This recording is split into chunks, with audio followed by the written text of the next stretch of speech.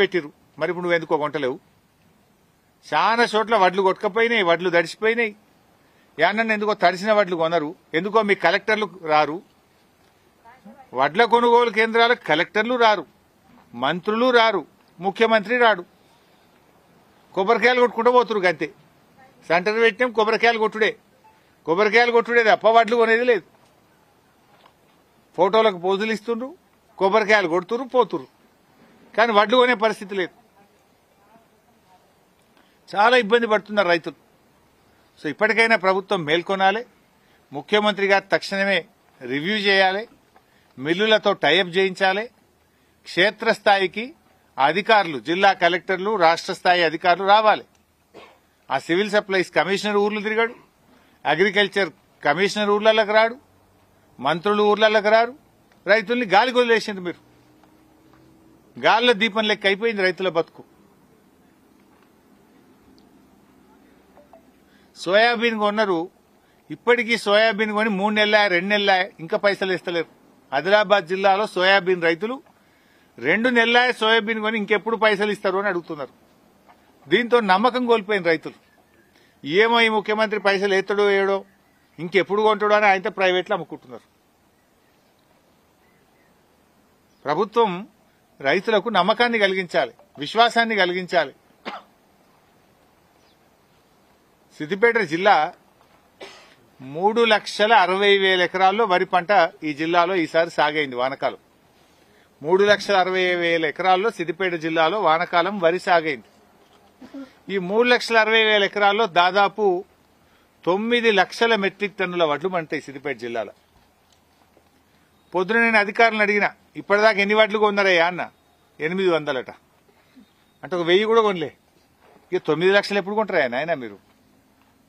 9 లక్షల మెట్రిక్ టన్నుల వడ్లు కొనాల్సిన చోట 1000 మెట్రిక్ టన్నులు కొనలే. 1,00,000 కాదు, 1000 కూడా కొనలే వీళ్ళు. అంటే 1/4 వంతు కూడా కొనలే వీళ్ళు. ఇగో ఇది పరిస్థితి. మీ పని ఎట్లున్నది అంటే ఇట్లున్నది. ఇప్పటికీ చారణ మందం పోయినాయి బయటకు వడ్లు. 1900కి 1800కి చారణ వడ్లు పోయినాయి. మరి ఉన్న బారనన్న కొనరా? ఏం కావాలి రైతులు? 9 లక్షల మెట్రిక్ టన్నులు పండిన సిద్దిపేట జిల్లాలో 1000 మెట్రిక్ టన్నుల వడ్లు కూడా ఇయాలటి కొనలే. పేరుకు సెంటర్లు ఓపెన్ చేసిండ్రు, కొబ్బరికాయలు కొట్టి పేపర్లలో ఫోజులు కొట్టిరు, ఫోటోలు తీసుకున్నారు. కానీ 1000 మెట్రిక్ టన్నుల వడ్లు కూడా ఇయాలటి కొనలే మీరు. అంటే దీన్ని బట్టి మీ పనితనం ఎట్లుందో అర్థమవుతున్నది. మాటలు ఎక్కువ, చేతలు తక్కువ ఈ కాంగ్రెస్ వాళ్ళు. కోతలు కోయమంటే మస్తుగా వస్తారు. మరి ఏది పని ఏది?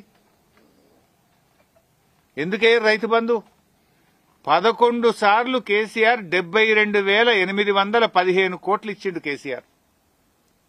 రైతు బంధు కేసీఆర్ గారు కరోనా ఉన్నా, కాలం కాకపోయినా, ఎంత కష్టం వచ్చినా మంత్రుల జీతాలు, ఎమ్మెల్యేల జీతాలు బంధు పెట్టిండే తప్ప రైతుకు రైతు బంధు ఆపలే కేసీఆర్. బరాబర్ 11 సార్లు 72,815 కోట్లు వేసిండు. నువ్వెట్లా ఎగబెడతావు వానకాలం? రైతు బంధు వేయకపోతేవి ఏం చేసినావు నువ్వు? మంచి రైతు బీమా పెట్టిండు కేసీఆర్. ఎవరన్నా రైతు చనిపోతే 5 లక్షల రూపాయలు వాళ్ళ భార్య అకౌంట్లో వేయించాడు. నువ్వేం చేసినావు? ఓ రైతు బీమా, ఓ రైతు బంధు. వడ్లు కొనపోతివి, మక్కలు కొనపోతివి, కందులకు ఇంకా ఆలోచన చేయపోతివి, కొన్న సోయాబీన్కు పైసలు ఇవ్వైతివి. పత్తి రైతులైతే ఆగమే అయిపోయారు. వర్షాలు పడి కొంత నల్లబడ్డది పత్తి. ఆ ఉన్న పత్తికి 7,520 మద్దతు ధర రావాలంటే 5,000 కూడా కొంటలేడు ఎవడు. పోవాలి మంత్రులు హైదరాబాద్ ఇడిచిపెట్టి, ఐఏఎస్ అధికారులు, అగ్రికల్చరు, మార్కెటింగు, సివిల్ సప్లైస్ అధికారులు జిల్లాలు తిరగాలి. ఎందుకు కొంటలేరు? రైస్ మిల్లర్లతో చర్చ చేసి పరిష్కారం చేయండి. ఇంకెప్పుడు కొంటారు? చేతులు గాలిన కాకులు పట్టుకుంటారు. ఇప్పటికే చారణ మందం వడ్లు వెళ్ళిపోయాయి.